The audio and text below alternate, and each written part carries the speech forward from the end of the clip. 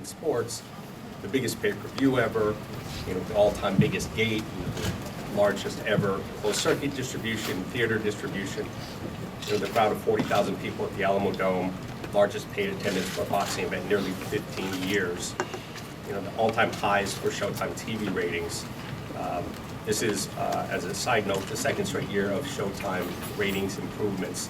Over the last 2 years, since the end of 2011 when I started, Showtime ratings are up nearly 60%, which, even if I say so myself, is something that we are obviously very happy with. But there's also the not so obvious reasons. We set together with Golden Boy, our event set the record for the biggest gate for Barkley's event back in April for Garcia versus Judah. Then we set the record again 2 months later with Malignaggi and Adrian Broner. We've got, under the radar, amazing fights like Maidana versus Lopez at StubHub Center, the largest gate ever, the largest paid attendance ever for a StubHub event. And probably, for my money, the fight of the year, Figueroa versus Arakawa, which came out of nowhere. And just shows the commitment that we have to making good fights. We, Golden Boy and Showtime, are extremely proud of what we've done this year because we feel like we did it the right way. No mismatches, no appearance fights, just really competitive, tough fights. And that was really my goal when I started at Showtime nearly 2 years ago. It was the best fighters, the biggest fights, the meaningful matchups. And I've got to thank Richard and Golden Boy for allowing that to happen, because without the cooperation of a promoter who's committed to quality fights, then those goals don't happen. And I especially have to thank all of the fighters who've been fighting on Showtime this year, because they're the ones who have been willing to step up and take difficult fights after difficult fights, without breaks. When we get to a little bit of our card in the fall, I'll point out a couple of those in particular. Richard and I have been sitting around talking and trying to figure out how we were going to celebrate this momentous year, and really acknowledge what had been accomplished this year. And we came up with a plan that's actually, we believe, is an early holiday gift to the fans. We have reconfigured our boxing schedule, many of you know by now. But we took essentially what was 3 shows and we were turning them into 2 back-to-back quadruple headers, at least 3 championship fights on each one. I think the second one has 4 championship fights now. And it's going to be back-to-back, the 2 biggest back-to-back events that we've seen in quite a while. So I'll go ahead and go through the lineup here. December 7th at Barclays Center, that is still being headlined by Zab Judah and Paulie Malignaggi. We've added now, through the consolidation of the November 30th card, we've got 3 title fights on the undercard. Devin Alexander taking on Sean Porter. It's a welterweight world title. Erislandy Lara versus Austin Trout. It's the interim super welterweight title. Saki Obika and Anthony Durrell for the WBC Super Middleweight Championship. So you've got the Battle of Brooklyn with 3 world title fights underneath. And again, this fits into the model. If we look at Austin Trout, for example, I want to acknowledge him. Austin is coming off of 2 back-to-back fights with Miguel Cotto and then with Canelo Alvarez. And what does he get as a thank you? It's not a break. Like I said, we match the fighters tough. And, this is, Erislandy Lara is as tough as the last 2 fights that he's had. But that's the commitment that our promotional partner Golden Boy has made. That's the commitment the fighters have made. Those are the types of fights that we like to see. Then the big change on December 14th. Of course, all you know, we had a pay-per-view card originally contemplated on December 14th. We still have a pay-per-view event. It's just we're charging nothing for it. This event is now going on Showtime. It's going to be produced just like a pay-per-view. It's going to be a quadruple header. It's going to have its own all-access. It's still going to be headlined by Adrian Broner and Marcus Maidana. One of the most exciting fights that we haven't already done this year. Added to that card will be another war. Keith Thurman, Jesus Soto Karass. I think we're going to let the referee stay at home for that one, because I think those guys will just walk to the middle of the ring and start punching. Leo Santa Cruz, one of the young fighters who really made a name for himself over the last year and a half. He will be defending his world title against Cesar Seda. Also on the card, Beylut Shumanov versus Tomas Kovas. It's the World Light Heavyweight Championship. And finally, Victor Ortiz will be returning to action in that fight. He will be taking on Alfonso Gomez in his first fight in quite some time. So again, on that. Yeah, that's good. Yeah. Don't complain. No, I'm not. Yeah, that's fine. You said 2 bucket Yes, letters. right, right. The more the merrier. Right, Come on. right. Uh-huh. Let's get the math. So on that one in particular, with the exception of Victor Ortiz, who's coming back after 18 months off with a broken jaw, 4 world title fights, pay-per-view worthy production. I don't think there's any question that this is a pay-per-view quality card. We have made some hard decisions. We've tightened the belt. We canceled our Christmas party, for the year, and we're giving fans an early holiday gift by putting this on Showtime, where it really deserves to be seen. And I've got to thank my promotional partner, because there were some financial sacrifices that had to be made all around. Richard, like I, am committed to putting on the best fights on the network whenever possible. And Lamb can take off his hat if you can pass it around to you guys don't chip in.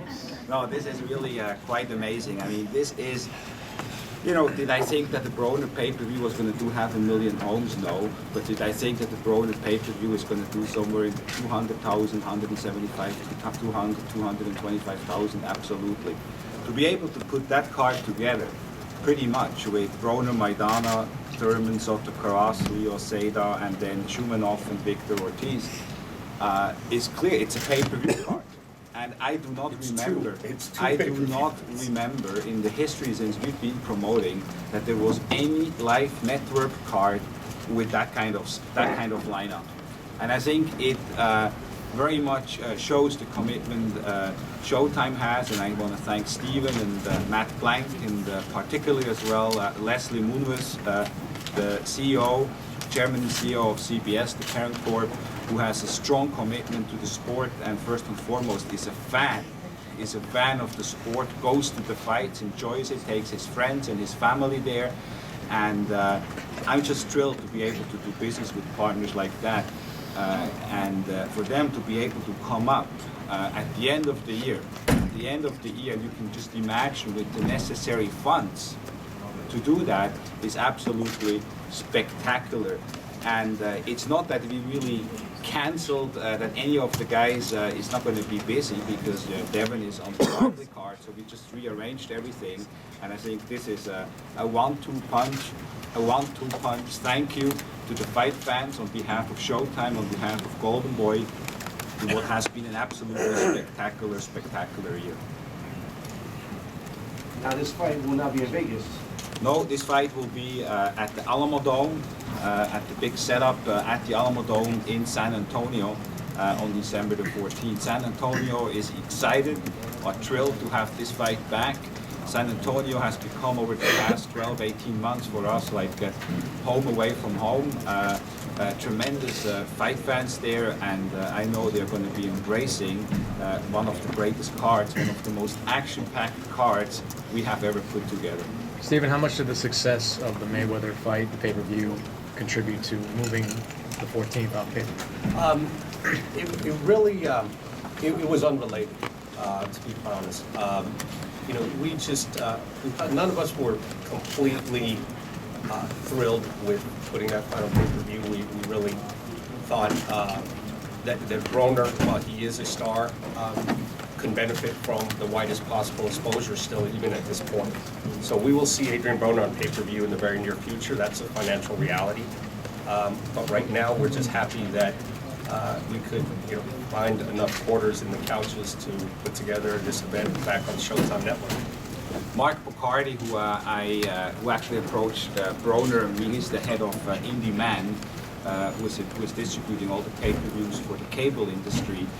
He approached me and Adrian when we did our last fight at the Barclays Center, and he said that he feels that Adrian Broner is ready for pay-per-view. And so when we informed them, the industry, yesterday, that we were going to not do the pay-per-view, they were quite disappointed.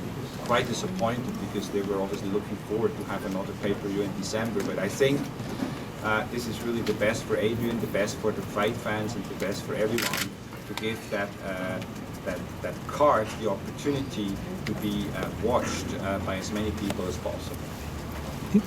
The shows both the regular 9 p.m. start time?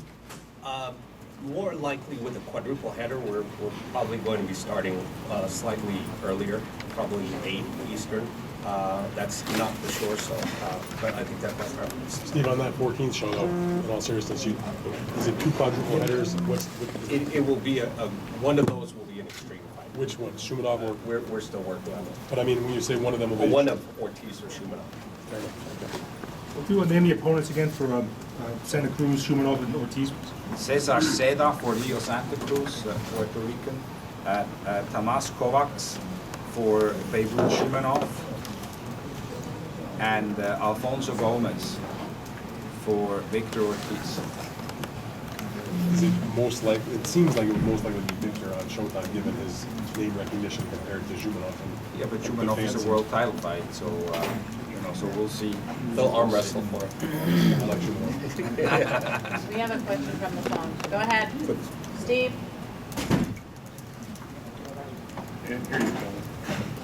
Yeah, hello. There you go. Yep. Hi. Guys, I've been wondering, number one, Steven, did you still want to answer questions if Showtime had enough room in their budget to do any more fights? And also, we got this question for both of you guys. How much did you guys kick around the possibility that, as good as Broner McDonough is, that right now, neither guy, or this fight really isn't something that you wanted to do on pay-per-view? I'll tell you, I'll take, maybe we'll both take the second one first. The real hesitation on pay-per-view, to the extent that we had hesitation about, was just the time of the year. We ran out of time in the calendar. I think any other time of the year, this does 250, 300,000 pay-per-views easy. It's a massive fight.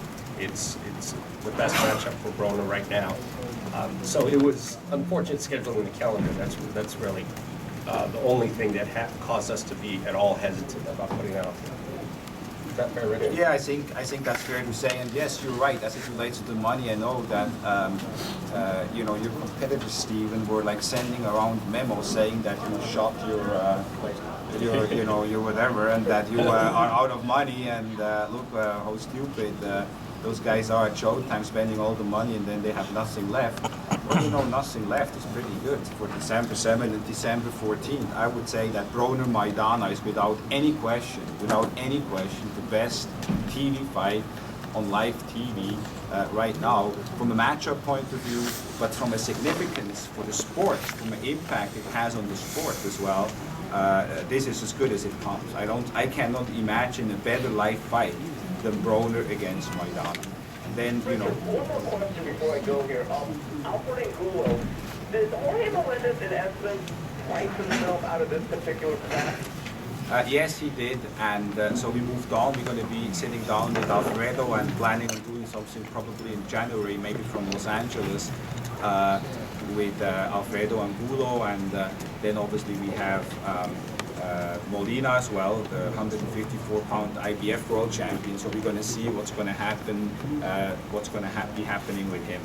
Yeah, and back to Steve, your previous question. I'm certainly aware of sort of the speculation, the rumors going around about, I think there's really two things. One, Showtime was out of money, and two, even more strangely, that we have put all our best talent already on the pay-per-view, and we didn't have anybody meaningful to fight for the rest of the year. I was aware of those rumors, the speculation, and I know what the source of those was. We were patient. We have a patient scheduling approach. We worked this out. This is the best case scenario. And as you can see, our talent pool is very deep. There's more than enough talent to do these two cards. Okay, great. Thanks a lot, guys. Thank you, Steve. They have the budget money for this coming out of next year's budget. Financially, it couldn't work that way. It's this year's budget. Angulo Molina, would that be a matchup against each other or just bringing them back? Well, that could be a matchup. I'm going to be meeting as well with next week with Canelo Alvarez, and then I'm going to be meeting with Miguel Cotto as well to see what possibilities and what the opportunities are. But the fact is, I anticipate that within the next few days, within the next week, I'll be announcing when Canelo will be fighting next. And then we'll see who is out there. And there is a lot of names for Canelo. If it's not a Cotto, it could be a Molina, it could be an Angulo. I mean, there's plenty of names. Could be the winner of Lara Trout fight. So there's plenty of opportunities. But I think Molina certainly is going to be fighting sometime in the beginning of the year. We have a question from John Whistler. John, go ahead. Hey, Richard. Hey, John. Hey, why move it from Vegas? Why San Antonio? Well, you have a very convincing co-promoter there with Jesse James Lecca and with Mike Bata. They really wanted to bring a big fight to San Antonio again. As you know, we were planning on doing November 30th in San Antonio. So we started having conversations, and he's been pitching us. He really wanted the pay-per-view for a long time, and so finally we said, okay, if we're going to eliminate November 30th, why don't we keep an event in San Antonio, which I felt was important. And so the logical one was to do December 14th from San Antonio. I see. Okay. And so the San Antonio fight fans really have. Vegas in the first place. Well, because I felt, when we were planning on being on November 30th in San Antonio, I didn't want to go twice back to San Antonio, so I was looking at the place for Adrian, and I felt that Las Vegas, and I still feel that Adrian Broner will become and will be a Las Vegas headliner. But when we eliminated November 30th, then obviously I really feel that with what San Antonio has done this year with the 40,000 people there with Canelo, and I just felt that this was the right thing to do for San Antonio as well, not just to cancel November 30th, but reward San Antonio with an even bigger event. And when Mike told us that the Alamo Dome is available, he was really pushing for that, and we said, okay, let's do it. Okay. All right. Thank you. Thank you. Richard, you said that you would be sitting down with Miguel Cotto in his last fight with Delvin Rodriguez in the post-fight press conference. He made it clear that if a Canelo Alvarez fight between himself were to take place, that you would have to sit down with Top Rank. Is this a sign that you're willing to do business with him and you're going to attempt to? No. No. There's nobody from Top Rank going to be sitting in that meeting. If Miguel Cotto wants to fight, no problem, but it will have to be without Top Rank. Hey, anybody else? Okay, I'll close it. Excellent.